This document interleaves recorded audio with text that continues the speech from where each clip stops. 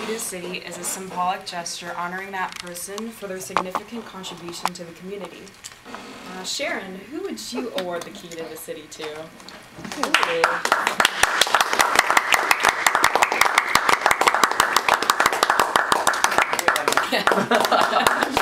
clap.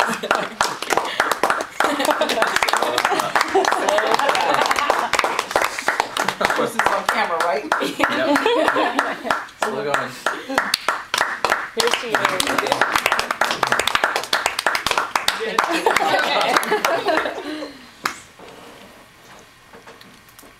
I would award the city key to my mom. My mom has showed lots of restraint when raising my brother and I. Well, I'll just say myself. My brother pretty much followed the rules. I was the hellion that decided to break all the rules. I was the firstborn and realized that rules were meant to be broken, supposedly. There was such a disparity between the way my brother and I acted growing up. I would break curfew every weekend that I went out. My brother would be sitting at home waiting for me to get back because he knew the fireworks would start once I walked in after curfew. I remember specifically one time my mom telling me that she was going to use her watch, because I would always use the excuse my watch had stopped, and that's why I missed curfew. So one particular Friday evening, she gave me her watch to leave with. She told me, I know this one works. So of course, the watch mysteriously disappeared. So I missed curfew again.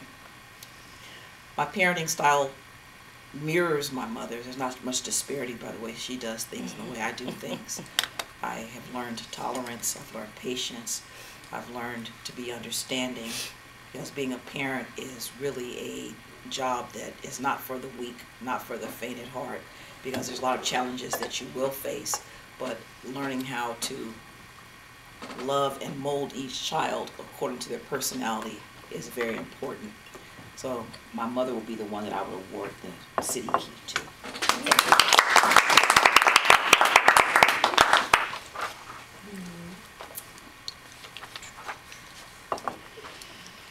One of the most pivotal moments in a perfect person's life is when they receive their first set of keys, whether that's car keys or house keys. Sarah, tell us about the first time you received an important set of keys.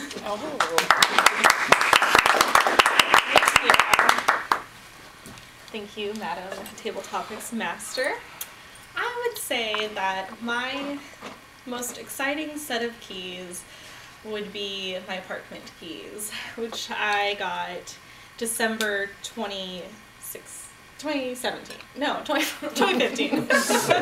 So, not this past December, but the December before, I signed a lease and I was going to live on my own for the very first time, because I always commuted to school and lived at home and tried to save my parents money and tried to get that job that will allow me to be independent. And I finally checked off all the boxes. I had graduated, I had a job, I had gotten a raise, I did all the math, and I saw this apartment on Zillow, and I thought, oh, can I do it? Can I do it? You know, it's going to be tight, it's going to be a big adjustment, and took a leap of faith, and it's been a little over a year now, and I just love my apartment. It is my sanctuary, and it's been a world of difference in the quality of my life.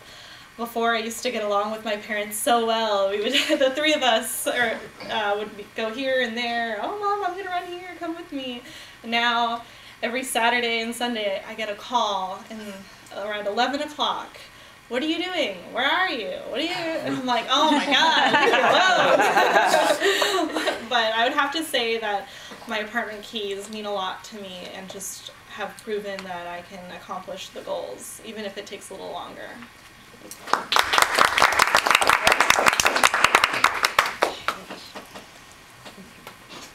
DJ Khaled popularized the catchphrase major key to describe advice or a particular item that is essential for success. For example, Dove soap and cocoa butter are some of his major keys. Doug, what are your major keys to success in 2016?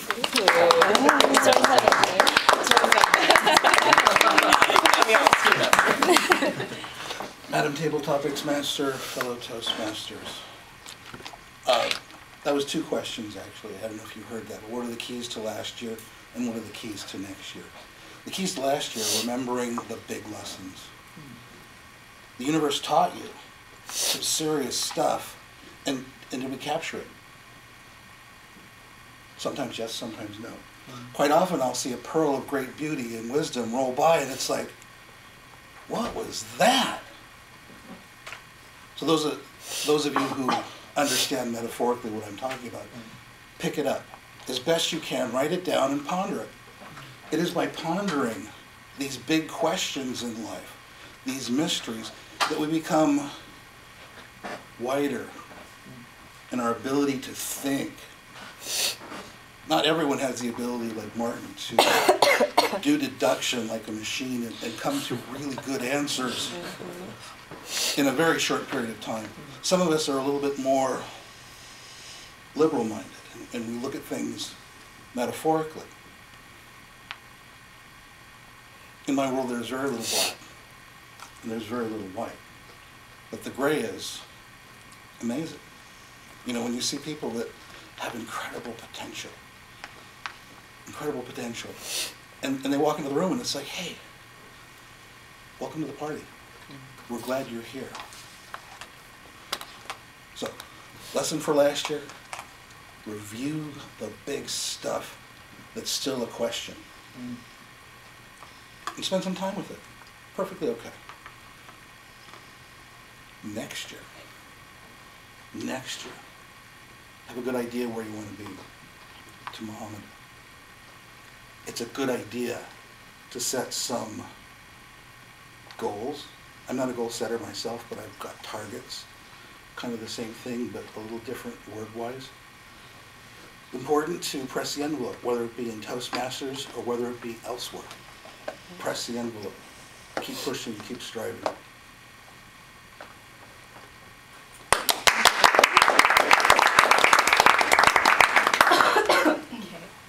If you've ever lost your keys, had them stolen, or locked yourself out of your car or house, you know how difficult and embarrassing it is to try to get your door open. Mary Jane, you got locked out. Oh, the question was made for me. I had a scenario play out in my head just last year. One of my coworkers was working out here for the week from Temecula. And because she lived so far away, we hardly get to see each other. We went to lunch, and she decided to drive home to Temecula right after lunch. It wasn't until the end of the day when I walked out to my car and reached in my pocket did I realize my keys weren't in my pocket. They had traveled to Temecula. And at that moment, I realized it, and I couldn't believe my luck. So I didn't know. First of all, I located it, realized it was there. She was going to overnight them to me. I don't have a ride home. I lived in Santa Monica. Here sat my car. How was I going to get home? I found Mark Stelner to call AAA. He's our treasurer here. He was exiting the building. We wait for AAA to come. They break open my car. My spare keys aren't there. So now I have an unlocked car with no key. So Mark's like, I've got to go. So he leaves. I go back to the building. Out walks Bruno, another Toastmasters member, who just so happens to live in Brentwood really close to me. Kindly, he stayed and offered me a ride home, and my keys arrived the next day. But you can imagine walking out to your car and standing there, wondering how the heck you're going to get into it. And once you do finally break into it, you can't bring it anywhere. So note to self, if you ever find yourself in a situation where you might be getting out of an Uber or a friend's car or anything, check your vicinity before you exit the vehicle, because last month I did leave my phone in the Uber, lost it, and now I have an iPhone 7.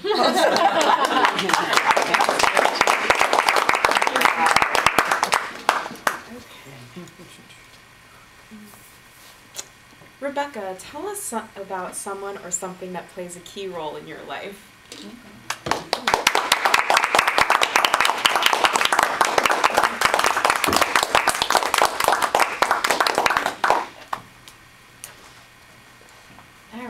so who plays a key role in my life? I'd have to say there are a lot of people. There's my family, my backbone.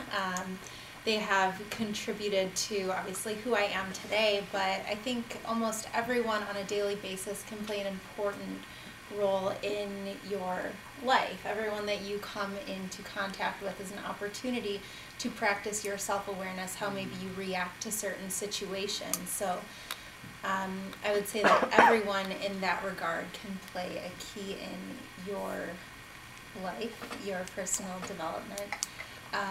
Other people or things that could play a key in your life would be Google, Siri. You can ask them questions to help you get things done, and that is helpful. Yeah, I'd say Google and everyone.